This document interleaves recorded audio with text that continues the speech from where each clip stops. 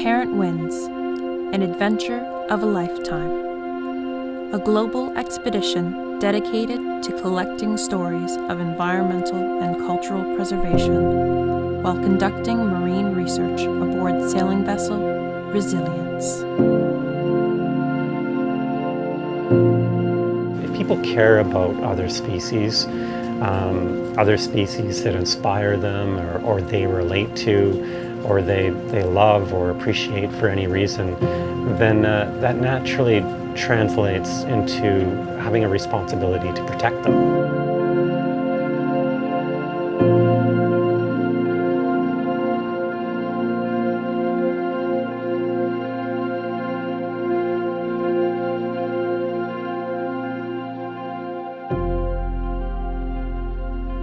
We had finished up in Alaska and Pacific Northwest and made it down with a sweet little passage down to San Francisco. And it was just a really quiet time, but it's sort of the calm before the storm. We moved the boat, we moved Resilience, sailed her down to San Diego. San Diego was crazy.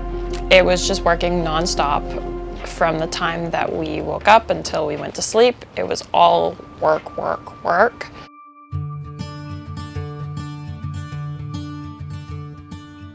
Finally, the time came to leave San Diego. Looking down the coast, California's been hit with these massive storms, huge swell, a lot of rain, a lot of wind, and we just wanted to get out while we still could. If we waited really another day, I think we would have been stuck in San Diego for another week.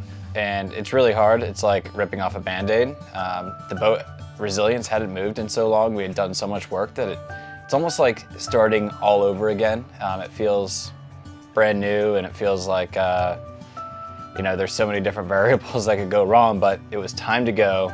We had Brooke Rains aboard, and Jared Towers, and Kira and I, and our buddy Dennis, who was our neighbor in San Diego, helped us get our lines off and just say goodbye, and we finally left.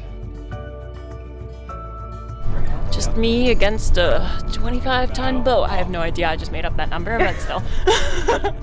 It's a lot of tons. How are you feeling about going to Mexico? I'm excited. I'm currently still a little overwhelmed and not feeling like we're leaving right now, but it's fine. Everything will be fine.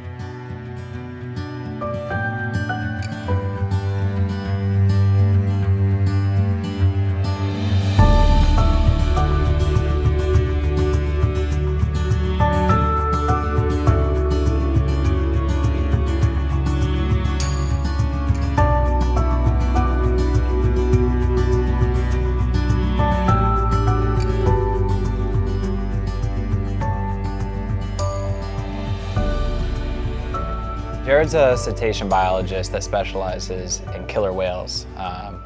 He definitely has a wealth of knowledge, it seems to me, at least through many cetaceans and other marine wildlife, but killer whales is his specialty. I think really the reason why I study cetaceans, primarily killer whales, is because I don't know how to do much else. I've grown up on the water, spending time with these species, and went on to become a cetacean researcher, just out of a natural curiosity for these animals, wanting to know more about them, and then really, my work in British Columbia with killer whales applies to the same species in many other parts of the world. So naturally, I've gone on to study killer whales in almost every ocean. So his goal and our goal with having him aboard on this trip down was to survey and see what species were out there, but really where these different species of killer whales might be, what kind of species we might identify, and the goal is to help sort of build an understanding and build data. People talk about really enjoying treasure hunting, or the quest for finding things that are of value. And for me, that value lies in the knowledge about the species that are most similar to our own on this planet, like species of dolphin, like the killer whale, And so it's exciting, whenever we find out new information about these whales.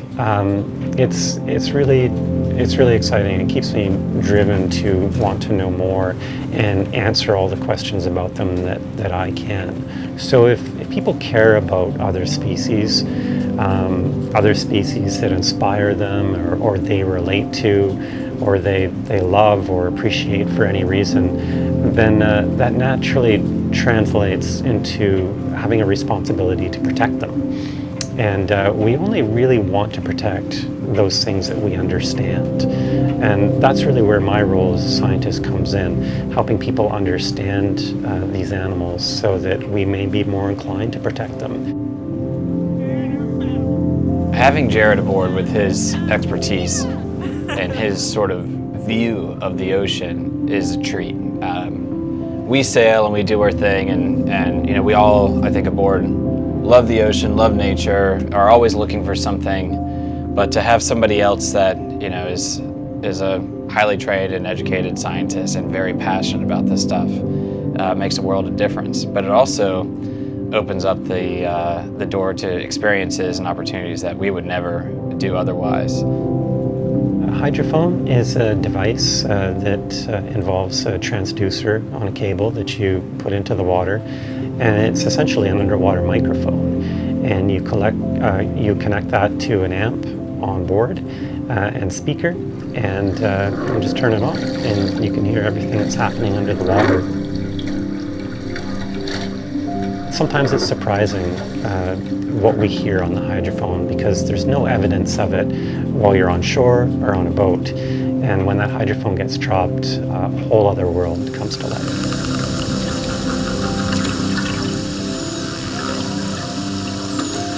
We could hear humpback whales singing, we could hear dolphins, and at one point we even heard a killer whale call. And despite looking as hard as we could, we couldn't find the killer whale or the humpbacks. But the dolphins, there was many common dolphins around, and we saw those after the sun came up.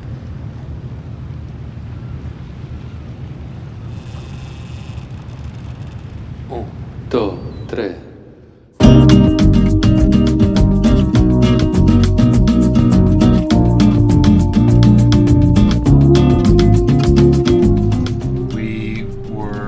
Too much in a rush to do this before, but we are now in Mexico, so we have to put up the Mexican flag. It's a courtesy flag, just once you check into a country to let them know that you already have, and also just pay respect to the country that you're in. So we have the American flag off the back right now, but we'll put this up on our port side, and that way when people look at us, they'll assume that we were doing what we're supposed to be doing. Siempre listo, siempre dispuesta, sin parar, sin parar, parar, sin parar, sin parar, parar, sembrando el amor sin parar. Bahia Tortugas is this beautiful little harbor, this bay. It looks like the sort of place like there's nothing there when you first come to it. You just see the mountains and the rock and the ocean. And it's a wonderful thing about sailing is you go to these places and they're accessible by ocean, by boat, but in a lot of cases they're pretty far out otherwise. Whether there be islands or in this case just an isolated bay on an isolated peninsula, in a really interesting part of the world. We went on shore for a short time to go get food, and then we went back to the boat to pull up the anchor and take off and keep heading south. All right, so we were just getting ready to leave Bahia Tortuga and pulling up our anchor. And so we just had our windlass completely rebuilt with hydraulics. And so we tested it a few times at the dock, seemed great. And we were just for the first time actually pulling up our anchor, and all of a sudden it stopped working. The trip ran down into the engine room and there was hydraulic fluid everywhere. So we dropped anchor real quick, and now we're trying to figure out what to do next. What happened was one of the hoses kind of just came out of its fitting and sprayed hydraulic fluid everywhere. And so we lost most of our hydraulic fluid, and we're going to need to figure out how to replace the fluid and then reconnect the hose to the fitting.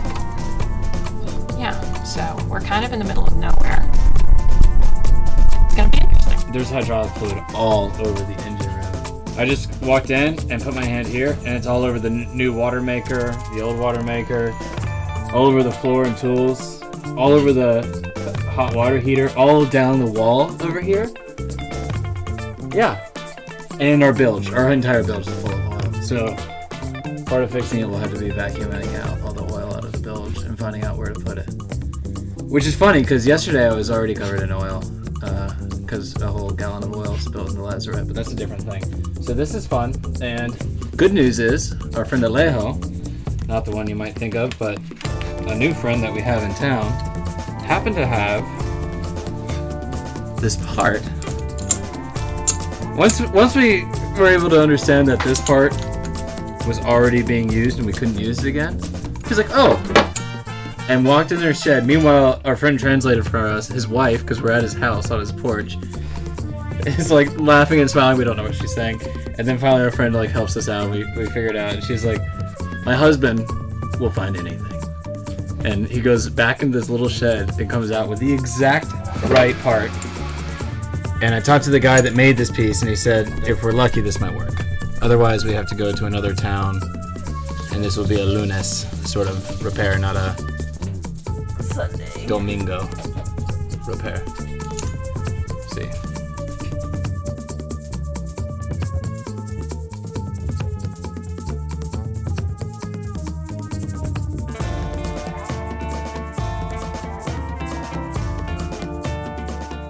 It is Domingo. It is Sunday, but the Pamex station was open, and I was able to call the guy that installed our hydraulics, and he answered and said that this stuff should be okay. It's not the same exact stuff, and also ran into or went by the house of Alejo and paid him for the part, and I told him if it's good then we won't see him again. And it was $10. So $10 for the part and $145 for these two, and we'll see if it works. The whole crew, we all worked together to start testing this and communicating in case this hose busted. We started testing the system. What started as a test ended as just, you know what, let's just lift up this anchor, it's working, pull it up. We pulled up the dinghy while underway and took off. And made our way out of the harbor, feeling great, and hit a crab pot.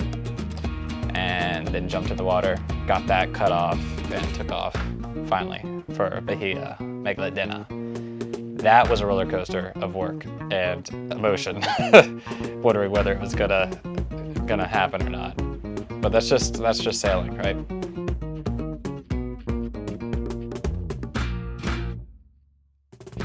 We were up in Alaska and Canada this summer, working with Jared and talking about whales up there. And what's neat is that as we work our way down the coast and come down to this part of the world, those whales are also working their way down the coast and migrating at the same time.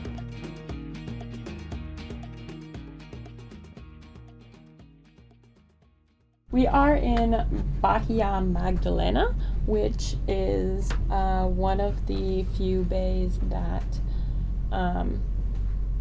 gray whales breed in? No, give birth in. They calve here. Yeah, I think there's only like 3 of them over here, so that's really cool. 3 whales or 3? 3 bays. 3 bays.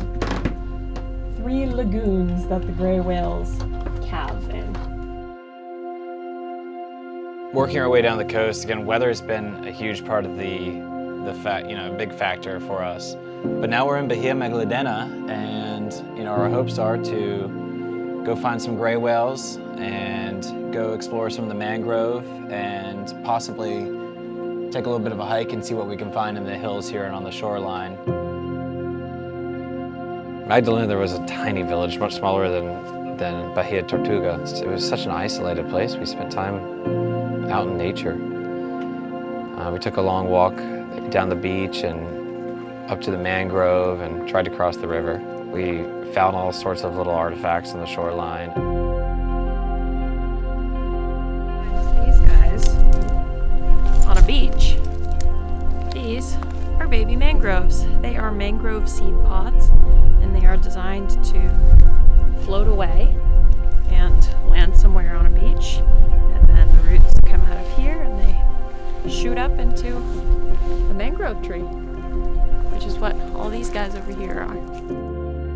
You know, we're on this expedition, and the mission is to find whales, to find cetaceans, and specifically killer whales, but really any cetacean was the highest of interest. And they had been sort of ghosts the entire way south. We had put the hydrophone down on this one pinnacle, and we heard a killer whale. And we heard all these other dolphin and other cetaceans, maybe pilot whales and so on, definitely humpback. And it was kind of like we were onto something, but it was sort of a ghost at that point. And the day we left Bahia Magdalena, we came out of the harbor, and from that point we saw gray whales for a while, and this massive pot of dolphin came past us, and we worked our way south down the coast towards Cabo San Lucas, to the most southern end of Baja, and just the life just surfaced everywhere. And by the time we got there, I mean, it was pretty exciting. We were coming around Baja, around the point, into and towards the Sea of Cortez, and the ocean just came alive.